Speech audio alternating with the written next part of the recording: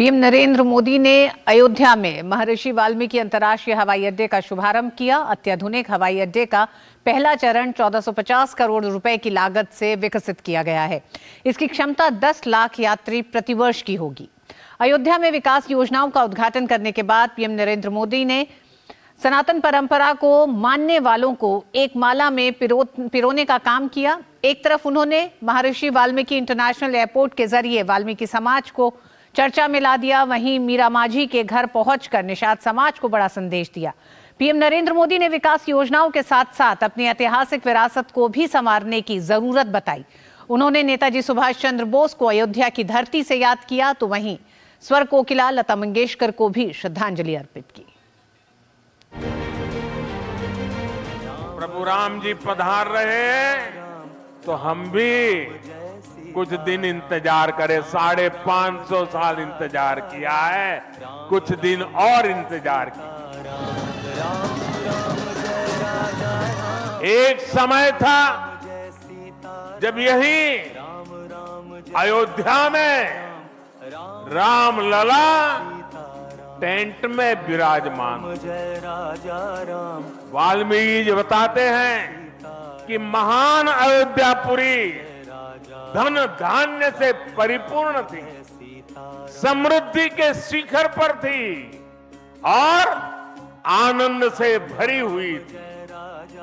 यानी अयोध्या में विज्ञान और वैराग्य तो था ही, उसका वैभव भी शिखर पर था।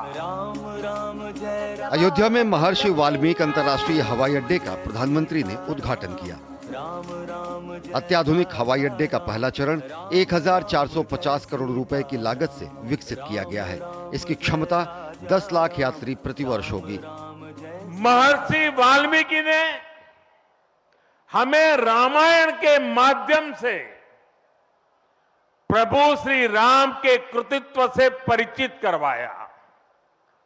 महर्षि वाल्मीकि के लिए प्रभु श्री राम ने कहा था, तुम त्रिकालदर्शी मुनिनाथा, तुम त्रिकालदर्शी मुनिनाथा, विश्व बदर जिमी तुमरे हाथा। अर्थात हे मुनिनाथ, आप त्रिकालदर्शी हैं। संपूर्ण विश्व आपके लिए हथेली पर रखे हुए बेर के समान है। ऐसे त्रिकालदर्शी महर्षि वाल्मीकि जी के नाम पर अयोध्या धाम एयरपोर्ट का नाम इस एयरपोर्ट में आने वाले हर यात्री को धन्य करेगा। महर्षि वाल्मीकि इंटरनेशनल एयरपोर्ट अयोध्या धाम हमें दिव्य भव्य नव्य राम मंदिर से जोड़ेगा। जो ये नया एयरपोर्ट बना है, उसकी क्षमता हर साल 10 लाख यात्रियों को सेवा करने की क्षमता। टर्मिनल भवन में सुंदर कलाकृतियां प्रभु श्री राम और रामायण के विविध प्रसंगों को दर्शाने वाली हैं। यहाँ मर्यादा पुरुषोत्तम भगवान श्री राम से जुड़ी कई घटनाओं को चित्रित किया गया है। हवाई कनेक्टिविटी के साथ ही अयोध्या के लिए सड़क परियोजनाओं का प्रधानमंत्री ने शुभारंभ किया। धर्मपथ और श्री राम जन्मभूमि पथ का सौंदर्य, अयोध्या के धार्मिक महत्व को देखते हुए इन सभी का विकास किया गया है। प्रधानमंत्री के रोड शो के दौरान इन पथों की आभा और लोगों का उत्साह चकित कर देने वाला था। राम पथ, भक्ति पथ, धर्म पथ और श्री राम जन्मभूमि पथ से आवाजाही और सुगम होगी। अयोध्या में आज ही कार पार्किंग स्थलों का लोकार्पण किया गया है। नए मेडिकल कॉलेज से यहां आरोग्य की सुविधाओं को और विस्तार मिलेगा।